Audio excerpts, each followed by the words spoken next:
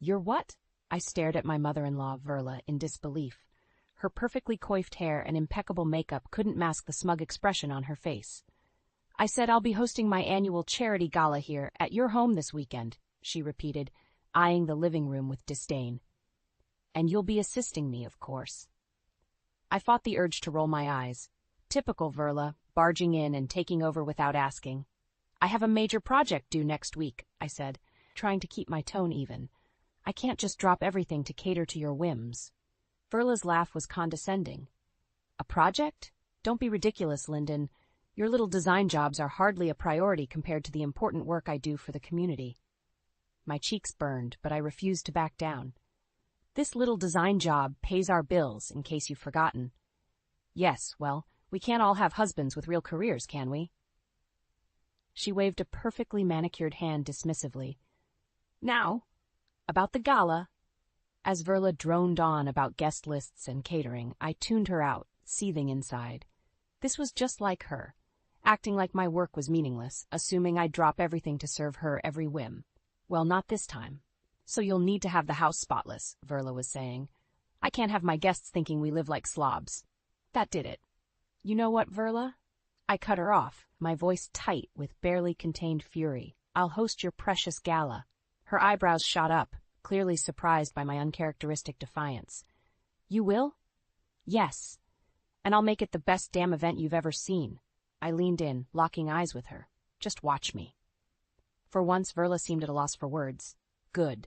Maybe now she'd finally see that I wasn't the pushover she thought I was. This gala was war, and I had no intention of losing. The moment Verla swept out of the house, a manic grin spread across my face. This was it. My chance to finally prove her wrong about me. I pulled out my laptop, cracking my knuckles as I opened up a new project file. Time to get organized. For the next few hours, I mapped out a meticulous plan, breaking down every aspect of the gala into manageable tasks. Catering, decor, guest list, entertainment, I covered it all, reveling in the thrill of executing a major event. This was what I lived for. By the time Beckett got home that evening, I'd already secured 3 potential caterers and was comparing their menus. What's all this? He asked, peering over my shoulder. Your mother's gala, I replied tersely. I'm taking charge. He let out a low whistle. Bold move. You know how she gets. Exactly. I turned to face him, my jaw set with determination, which is why I'm going to blow this event out of the water. Verla thinks I'm some hapless little housewife who can't handle real responsibility. Well, she's in for a rude awakening. A small smile tugged at the corners of Beckett's mouth. You've got that look in your eye, he murmured. I almost feel sorry for her. I shot him a steely glance. Don't. She brought this on herself with her constant belittling and meddling. I shook my head, the anger resurging within me. I'm done being her doormat, Beckett. It's time she learned some respect. He held up his hands in surrender. Hey, I'm not arguing with you. Just don't go too far, okay? You know how vicious she can get. There was a tinge of warning in his voice that I chose to ignore. Let Verla throw her worst at me. I could handle it. This was about more than just putting on some fancy party. It was about standing up for myself, about showing that shrew of a mother-in-law that I wasn't the pushover she thought. No more Mrs. Nice Lyndon. If she wanted a war, she'd get one. Over the next few days, I attacked the preparations with a single-minded focus. I interviewed caterers, touring their kitchens and scrutinizing every last detail. I pored over fabric swatches and floral arrangements, determined to create an aesthetic that would put Verla's past events to shame. And through it all, I could sense her watching me from the sidelines, those cold eyes narrowed in suspicion. A few times she even tried to insert herself, offering helpful suggestions that were really just thinly veiled critiques. That color palette is a bit bold, don't you think? She'd say, wrinkling her nose at the rich jewel tones I'd chosen. Or, the portions from that caterer seem rather petite. You'll want something more substantial if you don't want people leaving hungry. Each time, I'd flash her a saccharine smile and politely stand my ground. Don't worry, Verla. I've got it all under control. The look of consternation on her face was priceless. She'd always been the one calling the shots, and for once the tables were turned. And she clearly didn't like it one bit. Good. If she thought I was going to buckle under her scrutiny, she was sorely mistaken. This gala was my turf now. And by the time it was over, Verla would have no choice but to respect me, whether she wanted to or not. As the gala preparations kicked into high gear, I began noticing little things going awry. Tiny sabotages that could only be the work of one person, Verla. First, it was the catering company I'd hired backing out at the last minute, some vague excuse about a kitchen fire. Then, the florist called to say they were out of the specific varietal of roses I'd requested, even though I'd placed the order weeks in advance. At first, I tried to shrug it off as mere coincidence, but then I overheard Verla on the phone one afternoon, her sickly sweet voice dripping with false sympathy. "Oh, you poor dear, having to cope with such an incompetent host for my event." A pause, then a pointed look in my direction. "Well, you know how it is. Some people just aren't cut out for this sort of thing." My blood boiled, but I bit my tongue, refusing to give her the satisfaction of a reaction. Two could play at her little mind games. Instead, I doubled down, working twice as hard to course-correct around her petty interferences. When the caterer fell through, I managed to book an even better one, a prestigious company that just so happened to be Verla's former vendor before they'd parted ways on bad terms. The look on her face when she realized who I'd hired was utterly priceless. "You can't be serious, Lyndon," she hissed at me one evening, once the ink had dried on the contract. "After everything they've done to smear my reputation?" I shrugged, feigning innocence. "They came highly recommended, and their menu is to die for." Verla's eyes narrowed to slits. "You knew exactly what you were doing, didn't you?" "Whatever do you mean?" I batted my eyelashes at her. "I'm simply trying to put together the best possible event for you, Mother." She opened her mouth, no doubt to hurl a biting retort my way, but seemed to think better of it. With a curt snort, she spun on her heel and stormed off. I permitted myself a tiny smirk. "Point, Lyndon." Of course, that was just the beginning of our escalating hostilities. As the gala drew nearer, Verla's attempts to undermine me grew increasingly brazen and increasingly transparent. Fake termite tenting notices printed with a bogus company name, left around the house where her snooty charity friends could easily spot them. Mysterious double bookings with vendors I'd already secured. Heck, I even caught her rewriting portions of the guest list, no doubt in an effort to stack the attendees against me. Each time, I shut her down with a polite smile and an iron grip on the reins, making it clear who was really in charge. But it was more than just gamesmanship at this point. It was personal. With her every hostile action, her true colors shone through more and more. This wasn't just about the gala anymore. It was about exposing Verla for the petty, manipulative shrew she really was. One morning, I caught her in the act of scribbling disparaging comments about me in the notations column of the master guest list, insults and snide remarks that those who didn't know better might easily take at face value. "What do you think you're doing?"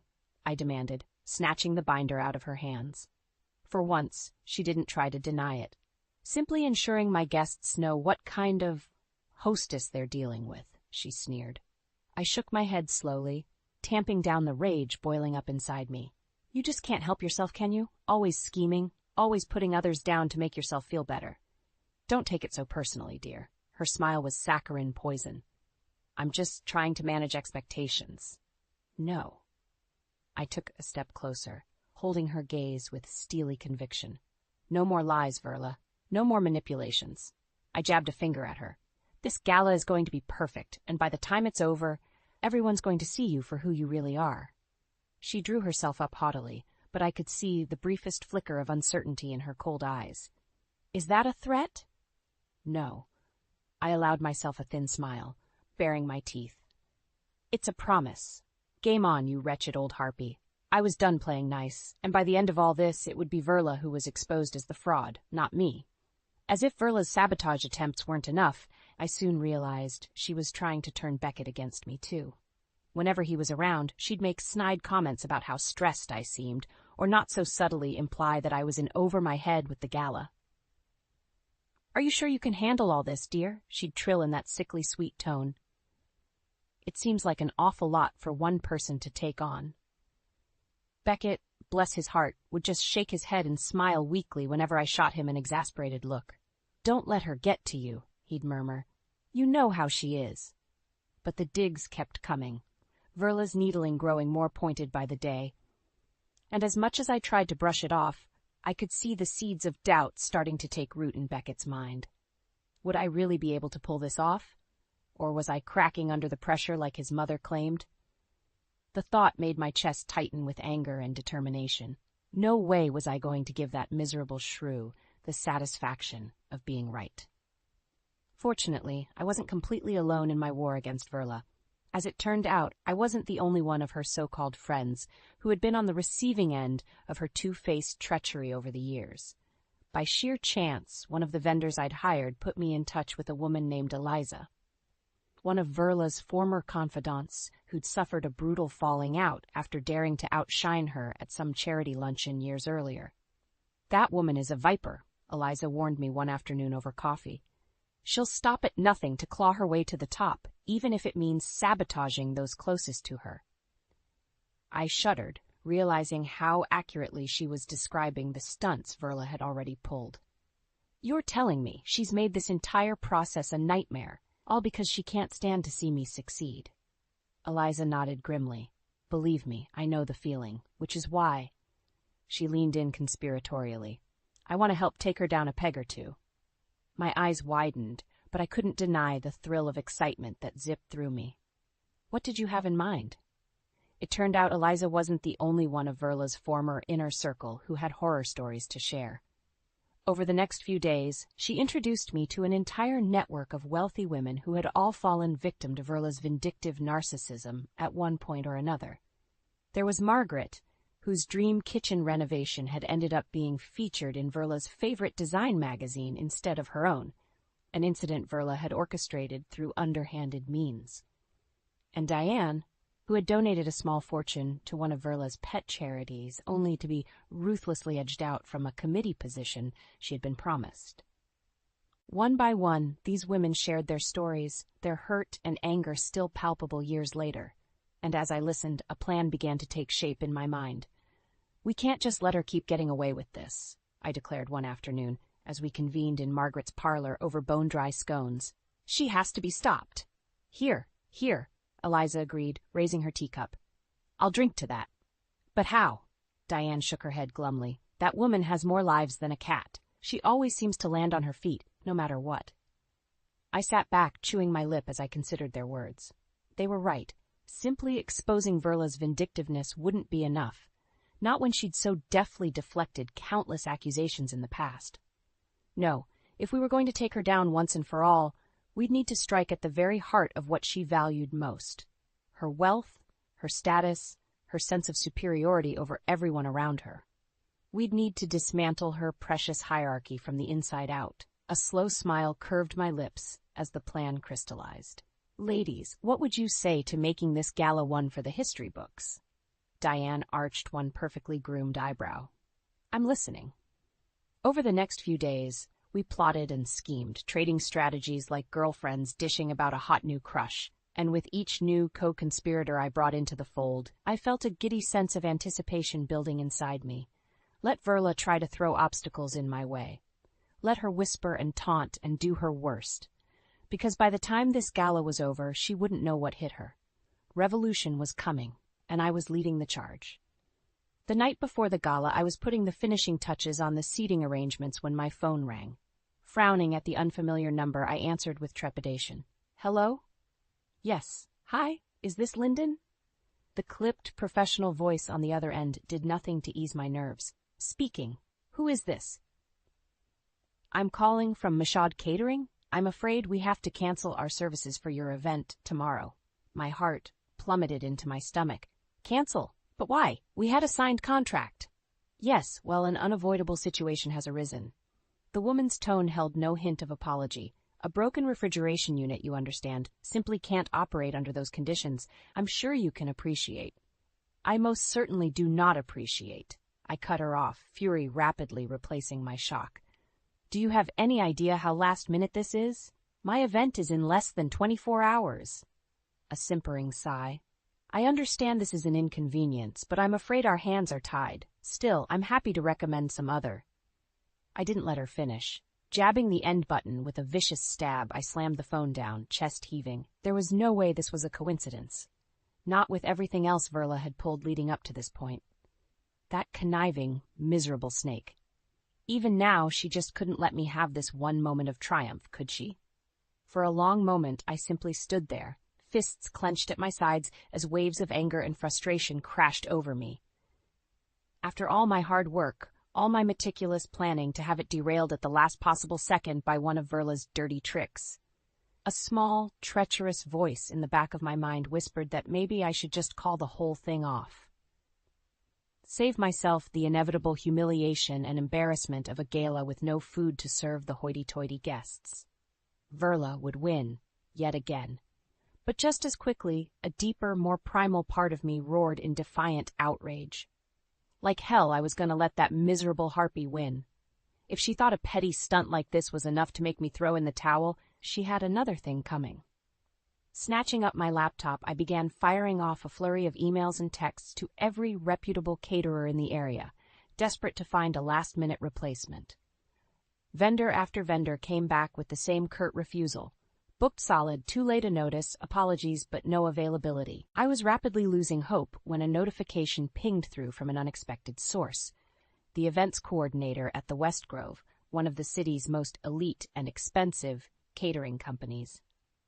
Formerly under exclusive contract to Verla's charity group, they had parted ways 2 years ago under acrimonious terms after Verla had tried to blackball them over a minor squabble. The message was short and to the point. Saw your distress call for catering tomorrow. Would be delighted to assist if still needed. Let's bury the hatchet, shall we? A delirious grin split my face as I fired back an enthusiastic acceptance. Not only had I secured prestigious top-tier catering at virtually the last possible second, but I'd managed to do it in a way that would surely rankle Verla to her core. Let the old bat chew on that while she plotted her next move. When Verla swept into the kitchen the next morning, I could tell from her pinched expression that she'd caught wind of my catering coup. "Lyndon," she greeted me stiffly, "I see you've made alternate arrangements." "Indeed I have." I met her chilly gaze with an impassive one of my own. "Only the best for your precious Gala, Verla?" Her eyes narrowed to slits. "The West Grove? Really, Lyndon, I thought you had more class than to resort to such tawdry lowlives." I shrugged, adopting an air of nonchalance. "Sticks and stones, Verla. I prefer to judge people by their skill and professionalism, not petty feuds that have nothing to do with me." "Feuds?" She looked fit to burst, her perfectly sprayed coif practically quivering with outrage. For a moment, I thought she might actually rip into me right then and there, but some last lingering shred of self-control seemed to prevail, and she settled for a disdainful sniff. "Well, I certainly hope, for everyone's sake, that this little act of spite on your part doesn't become an embarrassment for all involved." With that parting shot, she turned on her heel and stormed out, clicking across the marble foyer in her stratospheric heels. Clearly, she had expected her catering sabotage to break me. Too bad for her. I didn't break that easily anymore. As the staffers from the West Grove began filing in, an electric current of anticipation zinged through me. Time to show Verla and all her snobby high society hangers-on exactly what I was capable of. The game was afoot, and failure was no longer an option. For the first time since this saga had begun, I held the winning hand, and I had every intention of playing it for all it was worth. The gala was in full swing, and by all appearances it was a smashing success. The West Grove staff glided between clusters of Verla's high society friends, deftly keeping champagne flutes topped off and passing trays of delectable hors d'oeuvres. The decorations I'd painstakingly chosen created an elegant yet warm ambiance that seemed to put even the stuffiest of guests at ease.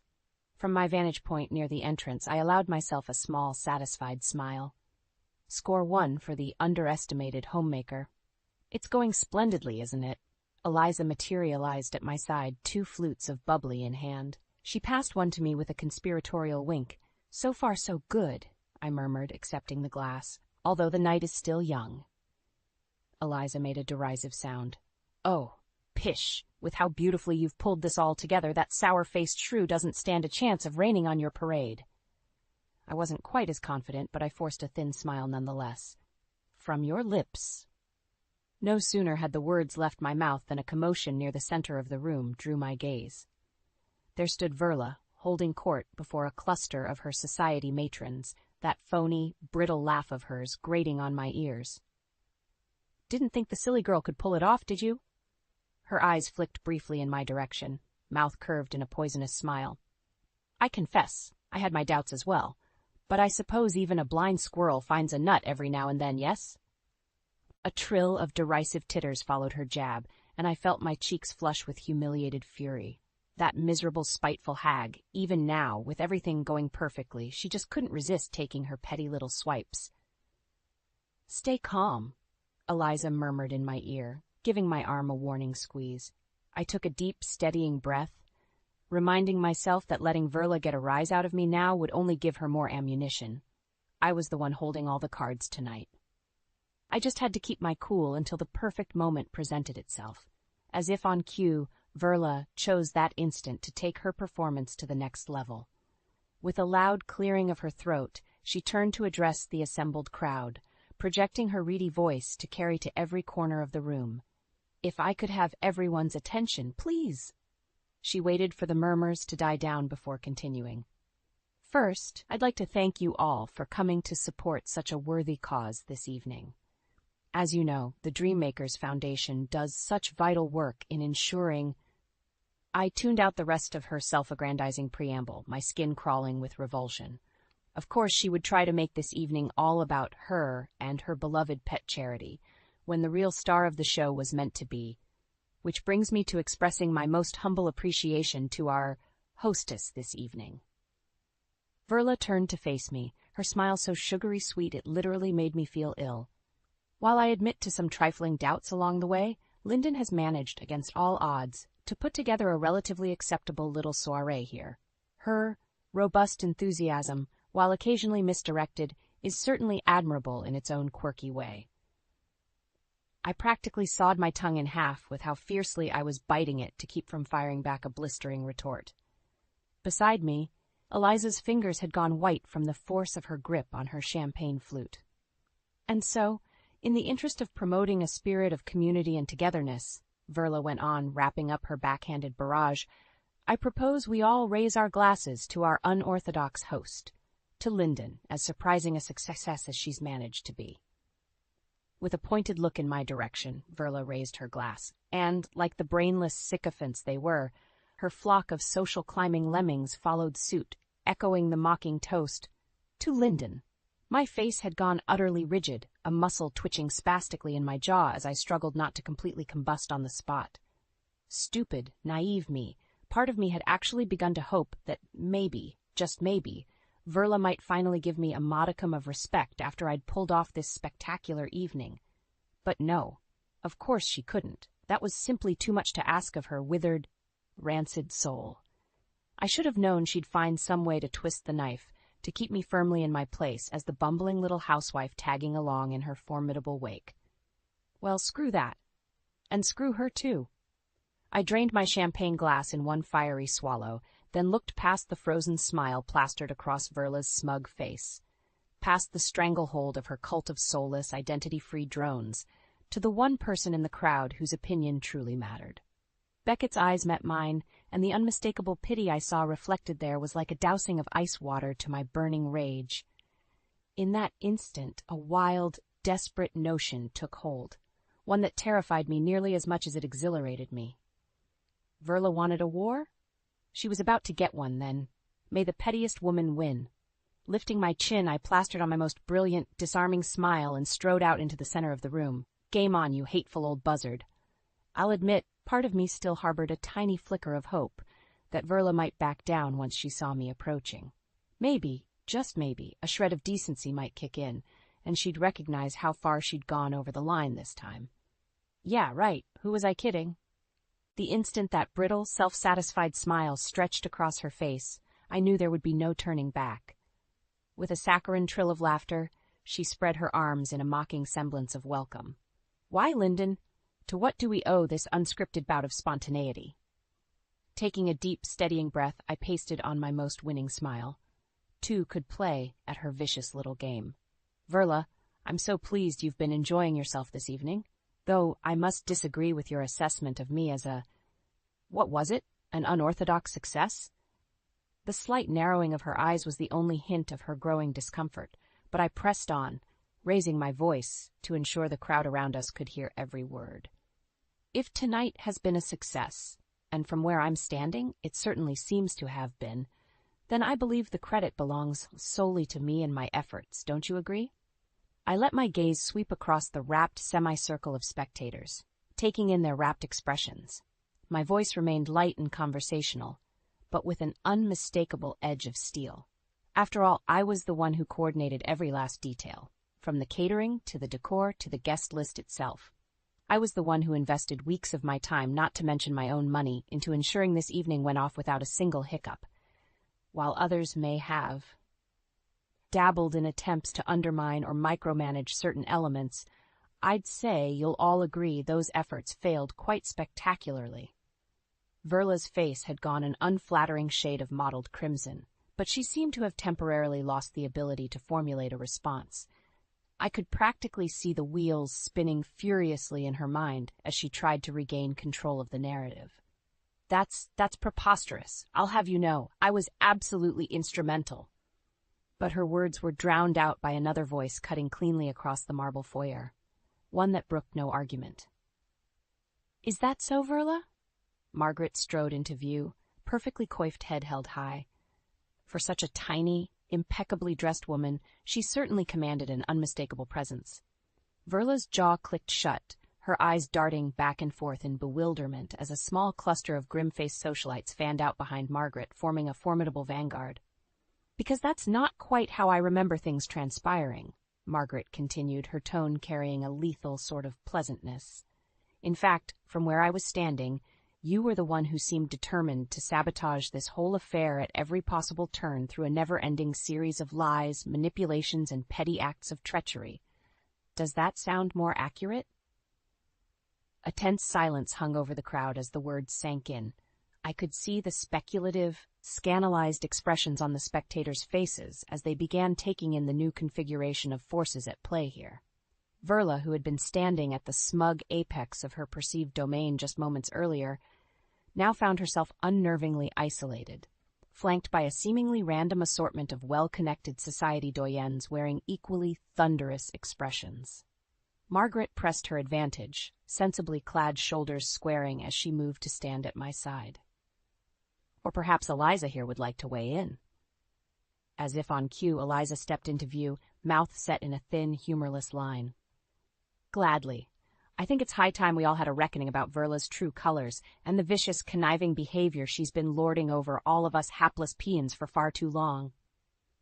My heart was thundering in my chest now, an almost giddy feeling of vindication starting to set in as I watched these respected pillars of the community systematically close ranks against Verla.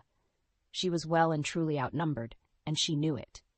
Frantically, her eyes darted around the room, trying in vain to latch on to any hint of sympathetic support.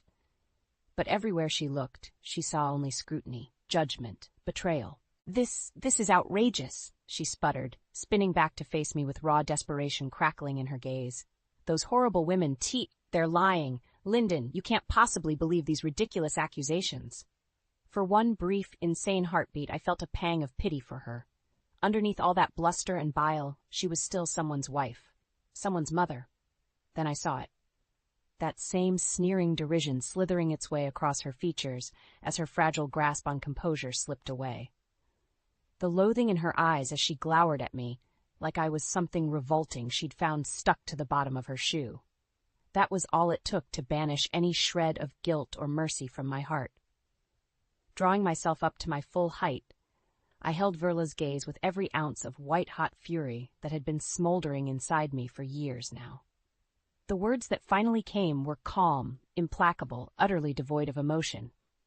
You've spent far too long belittling me, Verla, making me feel small, insignificant, like some sort of worthless little housewife beneath your notice. But I'm finally seeing you for what you really are. A twisted, mutated shell of a human being, driven solely by self-interest and greed. Someone so hollowed out by their own pettiness and delusions that they've willingly turned into a monster. A creature who lashes out and tries to destroy anyone who dares outshine them or show them up in even the slightest way. I leveled an accusatory finger straight at her chest, voice rising to drown out her incoherent sputtering. Well, not anymore, Verla. Not here. Not tonight. My smile was as dazzling as it was icy, throwing her own words back in her face. This is my moment, and it's time for you to know your place. The aftermath of Verla's very public unraveling was, well, honestly, it was pretty glorious. As the last few gawking stragglers filed out in the wee hours of the morning, I couldn't help but savor the almost palpable buzz of scandalized gossip that hung in the air. By the time the dust settled, there wouldn't be a member of the local beau monde who didn't know exactly what sort of treacherous, narcissistic snake Verla truly was. Good. Let them whisper and cluck their judgmental tongues. Her reign of toxic superiority was officially over. Well, that was certainly dramatic. Beckett appeared at my side, surveying the disheveled remnants of the gala with a bemused expression. I shot him a sidelong glance, one eyebrow arched. You're telling me, although I have to admit, seeing that miserable harpy finally get her comeuppance, utterly priceless. A flicker of some unidentifiable emotion passed over his face, there and gone again before I could parse it. I had no idea you and the others had cooked up such an elaborate scheme. You certainly gave Mother a taste of her own medicine. There was an undercurrent to his words that instantly put me on the defensive. What's that supposed to mean? Beckett shook his head, holding up his hands in a placating gesture. Nothing. I'm just surprised, I guess. This whole cloak and dagger act isn't exactly your typical M.O., is all. My jaw clenched as a hot flare of resentment licked through me. Of course he would minimize what I'd done, what I'd endured for months at his wretched mother's hands. Just like always, staying neatly balanced on that fence, afraid to take a side. Well, maybe that's the problem, I bit out, making no effort to disguise my sarcasm. Maybe I've spent too long trying to be the picture-perfect, conflict-avoidant little wifey, while your monstrous mother has been treating me like a repulsive insect she can't wait to crush under her heel.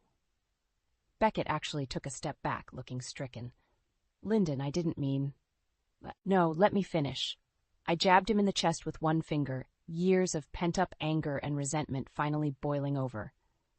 Ever since we got married, it's been the same old song and dance with Verla. The digs, the manipulations, the outright cruelty, all because I'm not a glamorous socialite like she wants for her precious son. His mouth worked soundlessly, gaze darting away guiltily. But I was on a roll now, unable to stop the torrent of rage even if I'd wanted to. Well, you know what, Beckett? I'm done with her mind games. I'm done with her narcissistic need to control every damn aspect of our lives. And most of all... I stepped in close, holding his wary stare with an intensity that made his Adam's apple bob nervously. I'm done being the nice doormat wife who just smiles and takes her abuse because that's what's expected of me. The words hung between us, harsh and uncompromising. A muscle ticked spasmodically in Beckett's jaw as he processed my tirade, expression unrateable. Just when I was sure I'd pushed him too far, he surprised me by letting out a soft, rueful chuckle. Can't say I disagree with you there, babe. His gaze softened, the briefest ghost of a smile tugging at his lips. You were incredible tonight. I meant what I said, the way you orchestrated that whole, whatever it was. I've never seen you so fired up, so fearless. I blinked, the wind abruptly knocked out of my sails by his unexpected bout of understanding. It was pretty badass, wasn't it? I couldn't help but agree with a self-satisfied smirk. He laughed outright at that. The most badass. Looping an arm around my waist, he tugged me close and planted a lingering kiss on my forehead. I love you, you know that? Even when you're being a total hellraiser. I snuggled into his embrace, feeling a bone-deep sense of contentment settle over me. For the first time in longer than I could remember, everything seemed okay. More than okay, it felt downright exhilarating, like a crushing weight had been lifted from my shoulders. So what do we do now? I murmured against the soft cotton of his shirt. How do we make sure your mother sticks to her promise of leaving us alone for good? Beckett drew back slightly, cupping my face in his hands as he met my gaze with unmistakable tenderness. We could always look into hiring a full-time security detail, he deadpanned. Although personally, I have a feeling one focused, ass-kicking wife will be more than enough to keep the old battle axe in line from here on out. My laughter rang out through the empty foyer, bright and unrestrained. For once, there was no need to look over my shoulder for Verla's disapproving scowl, no reason to brace for her next round of snide belittlements. It was just Beckett and me, stepping out from behind the suffocating shadow she'd been casting over our lives for far too long. And you know what? That sensation of freedom, of breaking out from beneath her toxic influence once and for all, it felt pretty damn amazing.